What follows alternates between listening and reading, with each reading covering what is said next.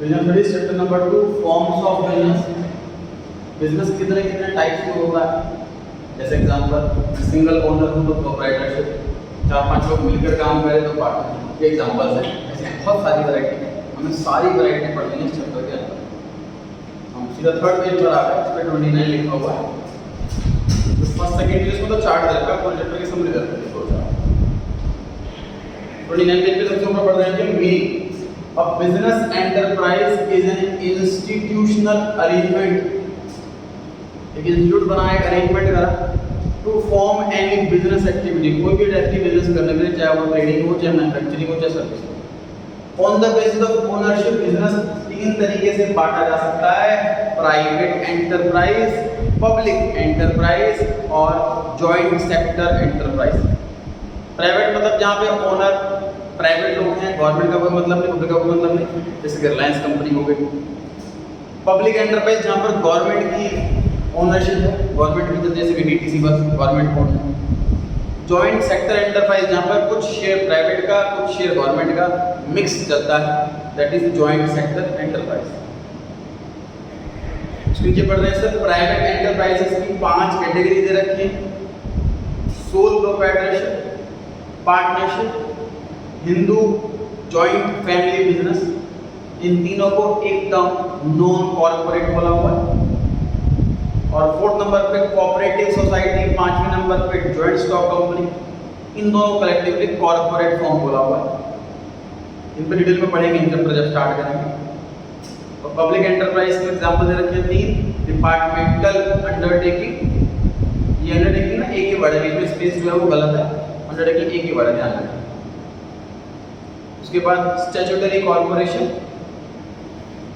Statute means law. और तीसरा है जी गवर्नमेंट कंपनी। पहला टॉपिक स्टार्ट कर रहे हैं जी हम सोल प्रोप्राइटरशिप। सबसे इजी, सबसे बेसिक सर यही है। हमारे अकाउंट्स की अगर मैं बात करूं तो 11th क्लास में सिर्फ और सिर्फ प्रोप्राइटरशिप ही हमारे कोर्स के अंदर है। 11th क्लास बिजनेस स्टडी में सारे पढ़ते हैं। सोल प्रोप्राइटरशिप, सोल का मतलब ओनली, प्रोप्राइटर का मतलब ओनर। सिर्फ ओनर ही है, एक ही ओनर है, मतलब बस एक ऐसा बिजनेस यहाँ पर सिर्फ एक ही ओनर हो, वैसे बिजनेस को सोल प्रोप्राइटरशिप कहते हैं। Sole proprietor means a form of organisation in which there is only owner of the business. वो खुद ही मैनेज करता है और सारा प्रॉफिट लॉस उसी का, सारा रिस्क भी उसी का। फीचर्स क्या है प्रोप्राइटरशिप के? पहला, सिंगल ओनरशिप। सोल ओनर, इकलौता ओनर है वो सारी एसेट्स का, सारे रिसोर्सेज का। दूसरा, नो सेपरेट लीगल एंटिटी। समझे ध्यान से?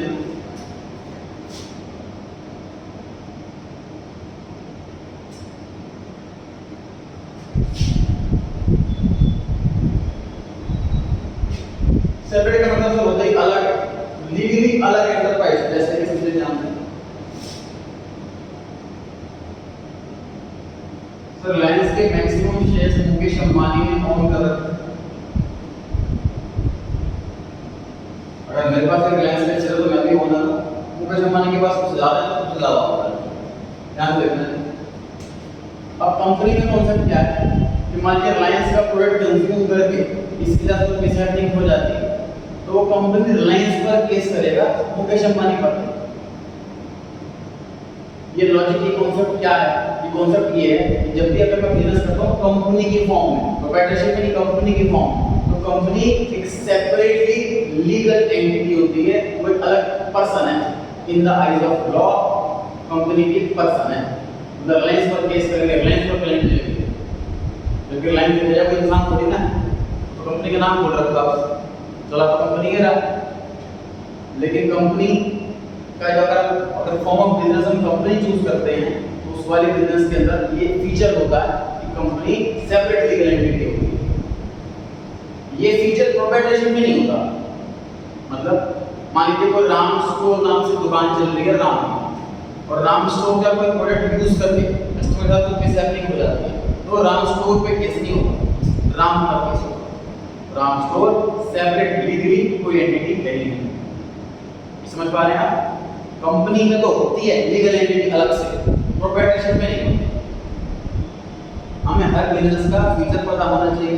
सिंपल सी बात, सर आपकी जब अकाउंटेंट की जॉब लगेगी, बहुत बिजनेस पता है ऐसे होते हैं जो सिंगल ओनर का छोटा सा काम स्टार्ट करा और आज की डेट में कई फैक्ट्रियाँ खोल रखी हैं। तो मान लीजिए हमारी कोई छोटी मोटी नौकरी लगती है किसी प्रोप्राइटर के यहाँ, छोटा मोटा बिजनेस है, तो हम इसको सजेशन करें सर आप प्रोप्राइटरशिप चला रहे हो, आपको इस टाइप का बिजनेस है आपका, तो आप कंपनी में रजिस्टर करा लो, तो आप सेफ हो जाओगे। तो कंपनी में करा लिया, उसको तरक्की हो रही है तो आपकी भी तरक्की होगी। तो मैं हर बिजनेस के टाइप का फायदे, नुकसान, फीचर्स सब पता करता हूँ।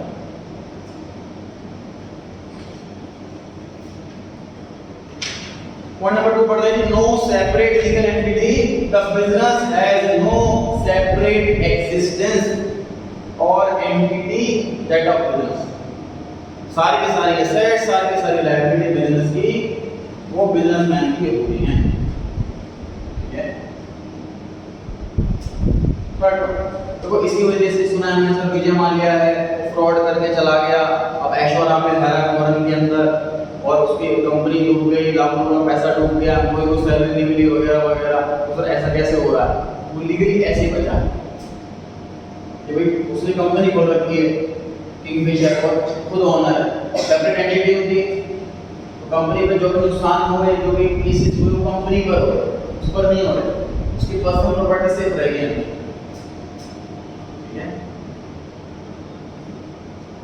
थर्ड पॉइंट है sir, no legal formalities, no legal formalities are required to start, manage, dissolve. Dissolve में टू गलती से टाइप हो गया है, बाकी स्पेलिंग ठीक है, डिसॉल्व में टू नहीं आएगा बस, बाकी कोई स्पेलिंग ठीक है। डिसॉल्व सच होगा, डिसॉल्व का डाल कर देते हो तो मीनिंग क्लोज।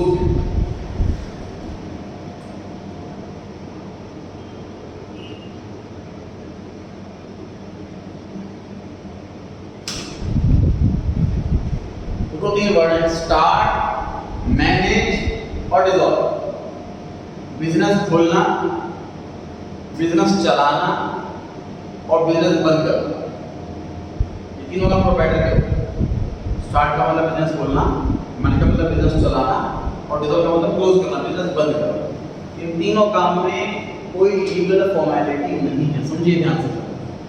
तो मान लीजिए मैं एक स्कूल चला रहा हूं, स्कूल में भी सर लाखों बच्चे पढ़ रहे हैं, हजारों बच्चे पढ़ रहे हैं, वो तो सोसाइटी पर इम्पैक्ट पड़ेगा, इसलिए गवर्नमेंट स्कूल में इंटरफेयर करती है। अब इससे ज़्यादा फीस नहीं रखोगे, कोविड आ गया, कोई पेरेंट्स फीस नहीं दे पाएगा तो किसको स्कूल से निकालोगे नहीं, इस तरीके से गवर्नमेंट रूल डालती है क्योंकि पब्लिक का इसमें इंटरेस्ट है। लेकिन अगर मैं दुकान चला रहा हूँ, खुद ही ओनर हूँ, खुद का पैसा लगा हुआ है, किसी ने लोन नहीं रखा, कुछ नहीं कर रहा, ऐसे केस में गवर्नमेंट इंटरफेयर नहीं करती। आप स्टार्ट कर दो कोई फॉर्मेलिटी नहीं, दुकान चलाते रहो कोई फॉर्मेलिटी नहीं, दुकान बंद कर दो कोई फॉर्मेलिटी नहीं। लेकिन सबसे बड़ी कंपनी मुकेश अंबानी रिलायंस चला रहा है सर, कल को उसका मूड कह रहा है मैं कंपनी बंद कर देता हूँ, कल को कंपनी बंद कर देता हूँ, हमारे का पैसा डूब जाएगा, हम लोगों का लाखों रुपये पैसा लगा रहा है।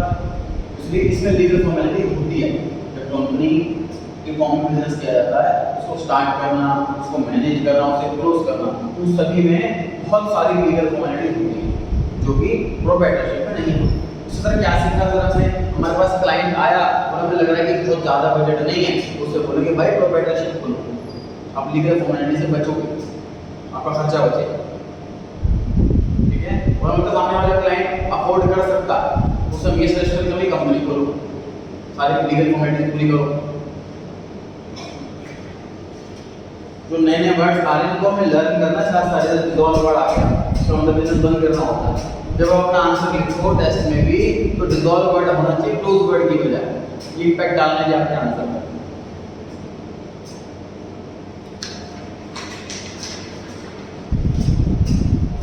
कंट्रोल एंड मैनेजमेंट, तो जो सोल प्रोप्राइटर है उसके पास फुल पावर है कंट्रोल करने की, मैनेज करने की, सब कुछ करने की फुल पावर है उसके।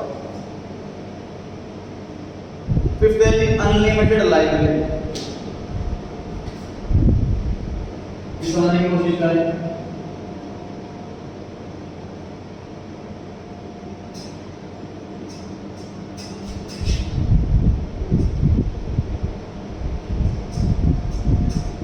बिजनेस स्टडी का बहुत सारे डाउट्स हैं जो अकाउंट से रिलेटेड, हमारा अकाउंट का भी कहीं ना कहीं स्ट्रॉन्ग होता रहेगा साथ साथ। सर ये पता लगा लायबिलिटी मतलब हमें कर्जा, मतलब हमने किसी का पैसा देना। लिमिट मतलब कि लिमिट तक ही देना, उसके ऊपर नहीं देना पैसा, उसका मतलब अनलिमिटेड देना पड़ सकता है। इसका बेसिक मतलब नहीं करता क्या, ध्यान से देखिए। इसका राम ने ग्राम स्टोर नाम से दुकान खोली, इसने अपनी कैपिटल लगाई 5 लाख और लोन लिया 15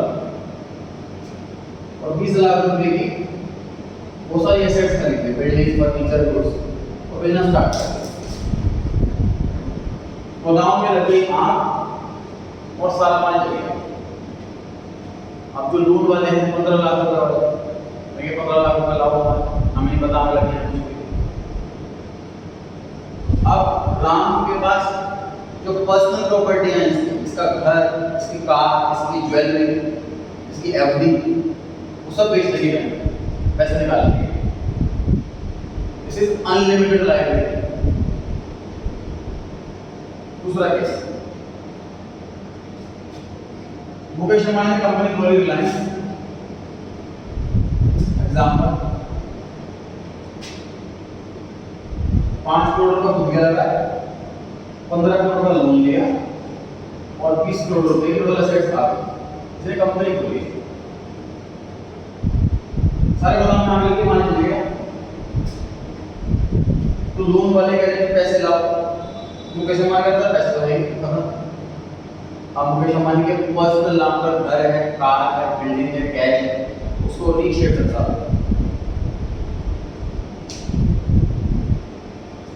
लायबिलिटी इस वाले केस में हुई लिमिटेड। तो लिमिटेड मतलब क्या हुआ, मान लीजिए 20 करोड़ की प्रॉपर्टी है ना, आग में जल गई और सब कुछ स्क्रैप वगैरह बेच के 2 लाख रुपए मिले, 2 करोड़ रुपए मिले, बस स्क्रैप वगैरह 2 करोड़ रुपए मिले। 15 करोड़ लोन वालों को सिर्फ 2 करोड़ रुपए तक की लिमिट तक ही पैसे मिले, उसके ऊपर नहीं मिले। अब देखो ये कंफ्यूजिंग है थोड़ा सा, मैं फिर ट्राई करता हूँ। सर ये तो चीटिंग है लोन वालों के साथ, लग रहा है ऐसा कुछ। उन्होंने 15 करोड़ रुपए का लोन दे रखा है, होने का मतलब आगे लगे कुछ तो पैसा मिलना चाहिए, तो लॉजिकली कॉन्सेप्ट होना नहीं चाहिए, पहले नहीं होता था। लेकिन पता है इसकी नीड क्या होती है, सोचना ध्यान। मान लीजिए कोई रिच पर्सन है, उसके पास मान लीजिए 500 करोड़ रुपए हैं, अब वो चाहता है कि वो बहुत बड़ा बिजनेस करो, कोई फैक्ट्री में फैला हो और इससे लोगों को फैला होगा, देश का फैला होगा, सामान सारा मिलेगा वगैरह वगैरह। 500 करोड़ रुपए मैं लगा दूं अपने पास, सर एक इंसान खुद में इतना भी नहीं हो सकता, खुद के पैसे से इतना बड़ा बिजनेस करे, उसे लोन देना पड़ता है, वो लोगों से पैसे लेने पड़ते हैं।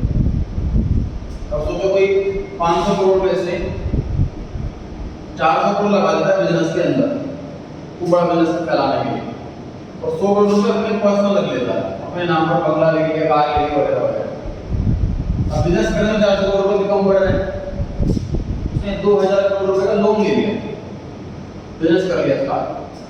अब बिजनेस में आग लग गई, कुछ हो गया, तो बैंक वाले उसको पर्सनल पैसा ही मांग लेंगे, मतलब ये कहाँ करोड़पति अरबपति, बिल्कुल ही करोड़पति हो जाएगा, है कि नहीं। तो इस डर से लोग बिजनेस नहीं करने लगे थे बड़ा, कल को बड़ा बिजनेस कर लो, पता लगा बिजनेस में फ्लॉप हो गया, लॉस हो गया, फिर पर्सनल पैसा भी खत्म हो जाएगा, फिर इस लग गया लोगों को, बड़ा बिजनेस नहीं करते। फिर कंट्री में एक कॉन्सेप्ट लॉन्च किया गया कंपनी का, लोगों को कहा गया कि आप कंपनी वाले टाइप के बिजनेस में खुद को रजिस्टर्ड करवाओ, उससे आपको सबसे बढ़िया एडवांटेज क्या मिलेगा कि आपका पर्सनल पैसा जिंदगी भर सेफ है, जितना आपने पैसा लगाया उतने लिमिट तक की आपकी लायबिलिटी। आपने 8 करोड़ बिजनेस में लगा दिया, ये तो डूब सकता है, लेकिन जब पर्सनल पैसा उसे कोई हाथ में लगाएगा, या इसमें करोड़ों अरबों का कर्जा होता है। ये नया कॉन्सेप्ट लॉन्च करा गया कंपनी का, ठीक।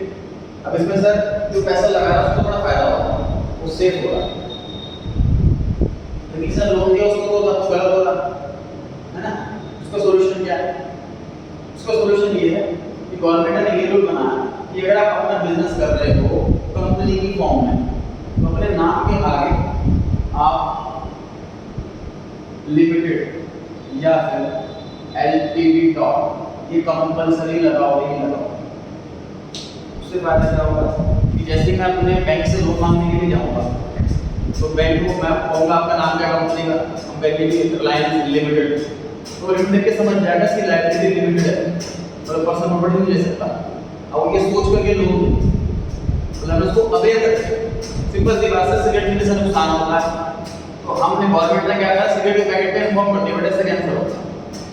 उसकी बात क्या करते हैं तो आपसे मतलब हम हमें ब्लेम नहीं करेंगे, हमने बताया गवर्नमेंट कह रही है हमें ब्लेम नहीं करना, हम बता दें कि लायबिलिटी लिमिटेड है इसकी, कंपनी डूबी तो पर्सनल प्रॉपर्टी आपने लगा सकता है वैसे, फिर हम बोलोगे आपकी क्लियर होगी ये बात। तो लिमिटेड लायबिलिटी का मतलब जितना पैसा लगा रखा है उतना की लिमिट है लायबिलिटी, उसके ऊपर नहीं, पर्सनल पैसा से। लेकिन प्रोप्राइटरशिप में ऐसा नहीं होता, प्रोप्राइटरशिप में ऐसा नहीं होता, उसमें लायबिलिटी अनलिमिटेड होती है, ठीक है।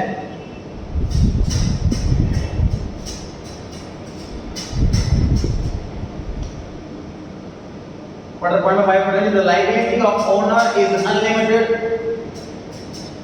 in case the assets of business are not sufficient to meet its debt.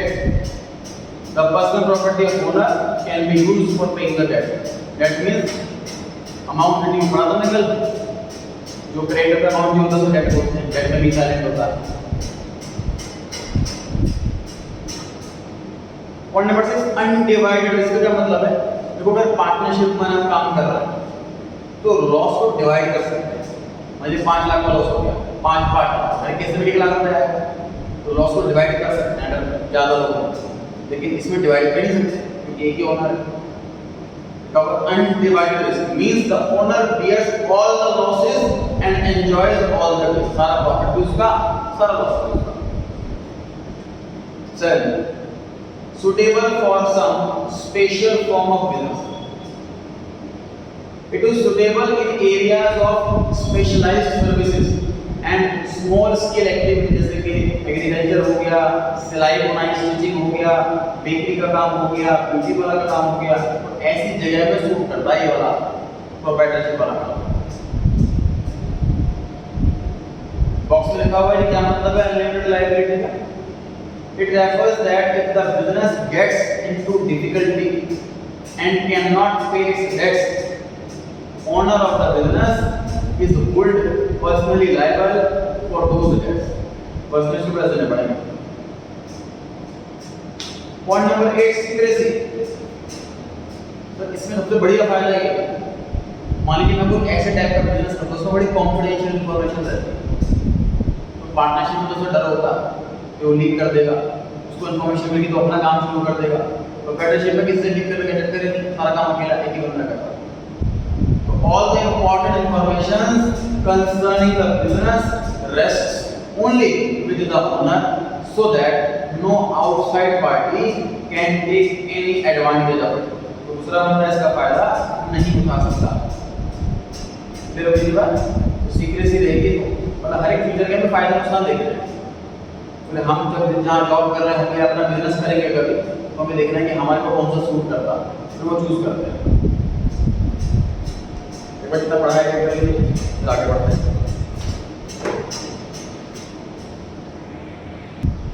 Merits में करेंगे पढ़ेंगे कुछ फायदे इसके, लिमिटेशन में नुकसान पढ़ेंगे। फायदा प्रोप्राइटरशिप करते हैं अगर सिंगल ओनर है, छोटी सी दुकान खोल रहे हैं हम, उसके फायदे क्या क्या हैं? पहला, खोलना आसान है, easy formation, it can be easily started and closed as there is no need to observe any legal formality। Sir वजह क्या है? वजह ये है कि प्रोप्राइटरशिप जनरली छोटा दुकानदार करता है। अब छोटे दुकानदार के लिए गवर्नमेंट फॉर्मेलिटी बांध दे तो दुनिया में कोई बिजनेस नहीं कर पाएगा।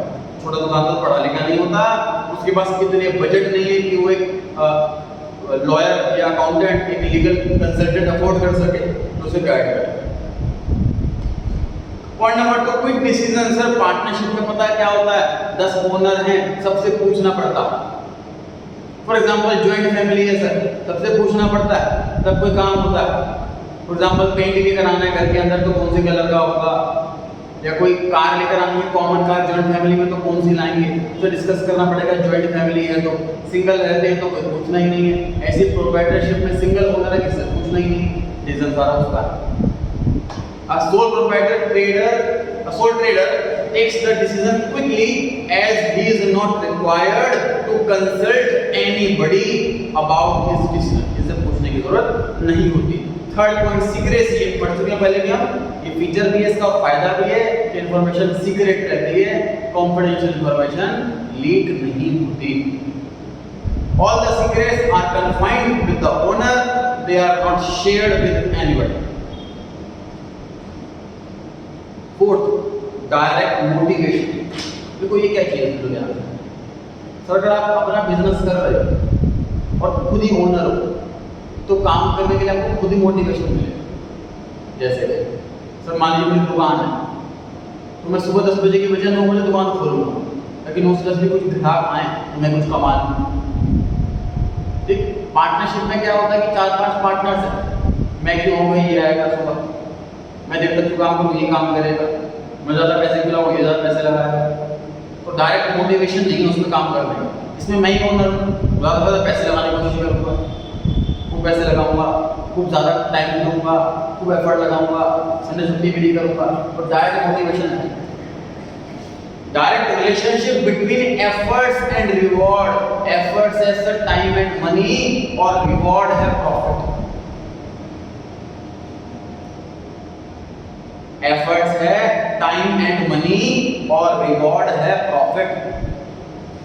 जैसे सर आपकी बात करूँ मैं एज ए स्टूडेंट, आपका डायरेक्ट रिलेशनशिप होता है एफर्ट्स का और रिवॉर्ड का। एफर्ट्स है स्टडी और रिवॉर्ड है मार्क्स। दैट ज़्यादा स्टडी ज़्यादा मार्क्स, कम स्टडी कम मार्क्स। डायरेक्ट रिलेशनशिप का मतलब क्या होता है, ये दोनों सेम डायरेक्शन में मूव करें। Provide incentive to the sole trader to work hard. Incentive मिल जाता है उसको कि अपना खुद हार्ड वर्क करेगा। फिफ्थ है कि पर्सनल टच। तो क्या मतलब है पर्सनल टच का? देखिए तो मान लीजिए रिलायंस फ्रेश में जाता हूँ और कहता हूँ जी सामान तो एक्सपायर हो गया और फ्रेश वगैरह नहीं है क्या? वो कहता जी नहीं, खत्म हो रहा। मैंने कहा था तुझे चाहिए था, कब तक आ जाएगा? कुछ नहीं पता कब तक आएगा। वो धीरे अप्लाई करेगा जो जॉब कर रहा है उसकी दुकान तो नहीं। अगर मैं किसी दुकान पर जाऊँ, उसकी खुद की दुकान हो, तो मैं उसको सामान खत्म हो गया, वो कैसे 2 घंटे में आ जाएगा, 2 घंटे में ले जाऊँगा। मतलब वो पर्सनल टच दे रहा है अपने कस्टमर को, कस्टमर छूट ना जाए, हमें अच्छी सर्विस मिल रही है वहाँ पर। तो प्रोप्राइटरशिप होने से फायदा ये होगा कि पर्सनल टच मिल जाता है। द साइट, ये सोल ट्रेडर साइट लिखा हुआ है यहाँ पर,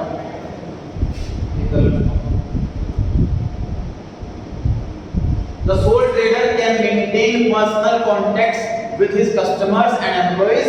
In this way, good work is possible at less cost and time. हम खर्चे में कम समय में ज़्यादा रिवॉर्ड मिलेगा। ये हो गई बात। खर्चे का प्रॉपर फाइल बनाना ना, फोल्डर नोट्स रखने के लिए है ना। गुड नाउ इको के अलग, अकाउंट्स के अलग। इको के 2 फोल्डर बनाना, माइक्रो के अलग और स्टैट्स के अलग। ठीक, अब पढ़ रहे हैं सर लिमिटेशन, कमियां, बुराइयां, प्रोप्राइटरशिप में बिजनेस करने के क्या नुकसान होंगे, क्या दिक्कतें आएंगी, ये पढ़ रहे हैं। पहला, लिमिटेड फाइनेंशियल रिसोर्स। एक इंसान के पास कितना पैसा मिल जाएगा? अगर बिजनेस बड़ा करना है तो लाखों रुपए पैसा लगाना जरूरी है। Funds are limited to the owner's personal saving. जो कैपिटल है थोड़ी बहुत बोरिंग ले लेगा बस। Limited managerial ability. सर एक इंसान में सारी क्वालिटी नहीं हो सकती। पार्टनरशिप लोग क्यों करते हैं? जैसे हम हमारा सी का काम है, सी काम में हम जनरली पार्टनरशिप में काम करते हैं। उसकी वजह यही होती है कि सर कोई अकाउंट्स का एक्सपर्ट है, कोई टैक्स का एक्सपर्ट है, कोई ऑडिटिंग का एक्सपर्ट है, कोई लॉ का एक्सपर्ट है। तो हर एक्सपर्ट मिलकर के काम करेगा तो कस्टमर कोई भी उस एक्सपर्ट काम मिलेगा, वापस नहीं जाएगा। तो इसमें प्रोप्राइटरशिप में क्योंकि एक ही बंदा सारा काम कर रहा है और बंदे में हर काम में एक्सपर्ट नहीं हो सकता, तो ये मैनेजरियल एबिलिटी डाउन हो जाती है। So proprietor cannot be good in all aspects of business and he can't afford to employ experts also. Third है unlimited liability. डिस्कस करा है हमने अभी कि सर लायबिलिटी जो है वो अनलिमिटेड है। मतलब हमने कर्जा ले लिया तो बिजनेस से नहीं चुका पाए तो पर्सनल कर्जे भी, पर्सनल प्रॉपर्टी भी जब्त कर जाएंगे। मूवीज में देखा नीलामी होती है, वो इसी वजह से होती है, अनलिमिटेड लायबिलिटी होने की वजह से। As the sole trader has to face the entire risk of business, so he compels him to avoid risky and he की जगह it कर लेगा। It compels him to avoid risky and bold decisions.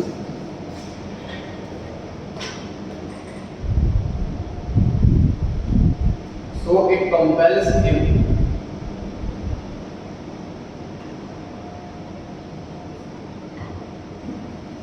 तो क्या concept है sir? कोई मान लो showroom खोलना, आपके माइंड में आइडिया आया कि सपोज मैकडी का काम, मैकडी की फ्रेंचाइजी लेकर के कहीं शोरूम खोला जाए, मैकडी का रेस्टोरेंट खोला जाए तो बहुत अच्छा प्रॉफिट होगा। लेकिन आपको लगा कि सपोज उसमें 5 करोड़ रुपए की इन्वेस्टमेंट और आपने 5 करोड़ अकेले लगाकर मैकडी खोल ली, बाई चांस नहीं चल पाया, उस एरिया में डिमांड नहीं हुई उसकी, उसकी रनिंग कॉस्ट भी ज़्यादा है, उसकी सैलरी, इलेक्ट्रिसिटी का बिल वगैरह और लोग खर्चा ज़्यादा है, नहीं प्रॉफिट हुआ तो 5 करोड़ का मर गए तो आपको डर लग रहा है खोलने में, फिर आपको लग रहा है प्रॉफिट हो भी सकता है, तो आप क्या करते हो? आप अपने 4 फ्रेंड्स को ढूंढ लेते हो और उन सबसे आइडिया शेयर करते हो, वो भी एग्री कर हो जाए, वो भी 5 मिलकर 1 करोड़ रुपये लगा देंगे, मैकडी वाला काम कर लेंगे, प्रॉफिट बराबर बांटेंगे 5, उससे रिस्क तो बढ़ गया, मतलब एमएक्स 1 करोड़ रुपये तो मरेगा, 5 करोड़ तो मत जाएगा। ये वाला पॉइंट लिखा हुआ है यहाँ पे, ये लायबिलिटी जो अनलिमिटेड होती है, तो इसमें पता क्या होता है, लिखा हुआ है कि compulsion to avoid risky decision, मतलब मैकडी वाले काम में उसको रिस्क लग रहा है लेकिन अच्छा प्रॉफिट भी हो सकता है, लेकिन वो नहीं ले पाता रिस्क, क्योंकि उसे पता सारा दिमाग मेरे पे आएगा, सारा लॉस मेरे रहेगा। पार्टनरशिप वाले हिम्मत कर लेते हैं, रिस्क नहीं लेते, ये फायदा। Point number 4 uncertainty. सर जो प्रोप्राइटर किसी की दुकान चल रही है, तो बड़ी फेमस दुकान है, बहुत अच्छी खासी दुकान है, बहुत कस्टमर आते हैं और एक दिन अचानक जो ओनर का एक्सीडेंट हो गया, वो दुकान नंबर नहीं आ पाया 2 महीने, सारे कस्टमर हो जाएंगे। सर एक जॉब, जैसे कहते हैं कि सर एक अच्छी लाइफ जॉब वाले की होगी, बिजनेसमैन वाले की, जॉब वाला एंजॉय कर पाता है, बिजनेसमैन वाला नहीं कर पाता, उसकी वजह क्या होती है? वजह ये होती है कि सर जब जॉब वाला को कहीं जाना, सपोज 10 दिन के लिए कहीं जाना, तो एप्लीकेशन देगा बॉस को, रिजल्ट हो सकती है 1-2 बार, जब भी पास होगी 10 दिन में घूमने चला जाए, वो घूमने जा सकता है, कहीं जा सकता है, उसे कोई टेंशन नहीं है कि मेरा अपनी जॉब नहीं रहेगी ऐसा कुछ। लेकिन बिजनेसमैन ऐसा नहीं कर सकता, कोई बिजनेसमैन 10 दिन में दुकान बंद कर देगा अगर उसके सारे ग्राहक खत्म हो जाए।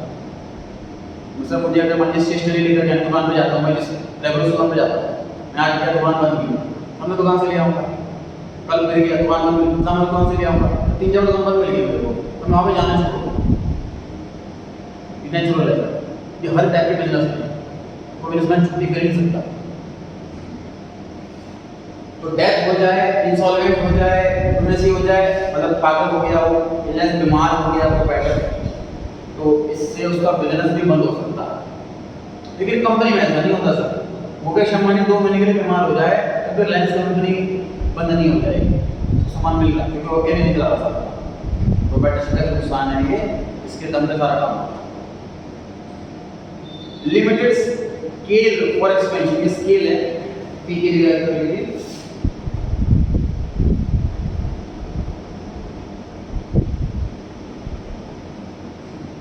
Limited scale for expansion, concept very quick किया जा रहा है ये बात, एक इंसान में स्किल्स लिमिटेड भी होंगे, कैपिटल भी लिमिटेड भी होगी, तो बहुत ज्यादा एक्सपेंड नहीं कर सकता, बड़ा नहीं कर सकता।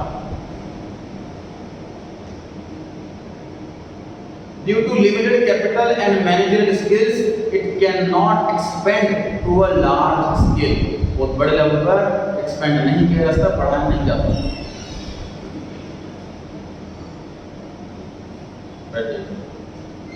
Next stage is suitability. Sole tradership is suitable. 4 point है जिसके लिए, पहला कब सुटेबल है, मतलब हमने फायदा नुकसान दोनों पढ़ लिए, हमें देखना है किसको सजेस्ट करना, उन 4 लोगों को सजेस्ट करना। पहला, where the personal attention to customer is required as in tailoring beauty parlor, यहाँ पर पर्सनल काम करना हो, जैसे कि ब्यूटी पार्लर का काम हो गया, और पर्सनल अटेंशन होता है। ब्यूटी पार्लर में जनरली क्या होता है, जैसे मैं बाल कटाऊंगा तो सिलाई से कटाऊंगा, तो दूसरा नौकर होगा तो उससे नहीं कटवाऊंगा, तो पर्सनल काम होता है, वहाँ पर बैठे शूट करता है। Second, where goods are unstandardised like artistic jewellery, एक होता है गुड्स स्टैंडर्ड, जैसे नीलकमल की चेयर हो गई, एक स्टैंडर्ड है क्वालिटी से, तो वो किसी स्टैंडर्ड क्वालिटी के चेयर्स बना रही है और कहीं लाखों बिक रही है, कुछ ऐसे तरीके तो फिक्स नहीं होती, जैसे फैशन हो गया या जैसे ज्वेलरी हो गई, हर एक का डिजाइन किसी को पसंद है, किसी को अलग डिजाइन पसंद है, वहाँ पर प्रोप्राइटरशिप वाला काम सब करता है। तीसरा, where modest capital and limited managerial skills are required as in case of retail store। ये ऑफ है और क्या हो जाए, और की जगह ऑफ कर लें, ऑफ रिटेल स्टोर। यहाँ पर मतलब एक मॉडस्ट का मतलब ना वो ज़्यादा ना हो कम, मॉडस्ट कैपिटल चाहिए, स्किल भी लिमिटेड चाहिए, वो ज़्यादा स्किल्स नहीं चाहिए। दुकानदार थोड़ा ना बहुत बड़ी मार्केटिंग करने वाला है, इसका दुकान रिटेल की दुकान। Business where risk is not extensive, lesser fluctuation price and demand, जैसे स्टेशनरी शॉप। मतलब प्रोप्राइटरशिप ऐसे लोग का यहाँ पर रिस्क बहुत कम होता है, ज़्यादा होता ही नहीं। जैसे स्टेशनरी की शॉप, एक पेन है, दुकानदार जो है वो 8 रुपये का खरीदता है, 10 रुपये का बेचता है। अब फ्लक्चुएशन कितनी हो जाएगी उसके अंदर, 8 की जगह 8.5 का हो जाएगा, 9 का हो जाएगा, डबल तो नहीं हो जाएगा। फ्लक्चुएशन बहुत ज़्यादा नहीं होती, फ्लक्चुएशन कम होती है, उस टाइप के बिजनेस में सूट करता है। फिर कर लीजिए एक बार फटाफट से, मेरिट्स, लिमिटेशंस, पॉसिबिलिटी, तीनों चीज़।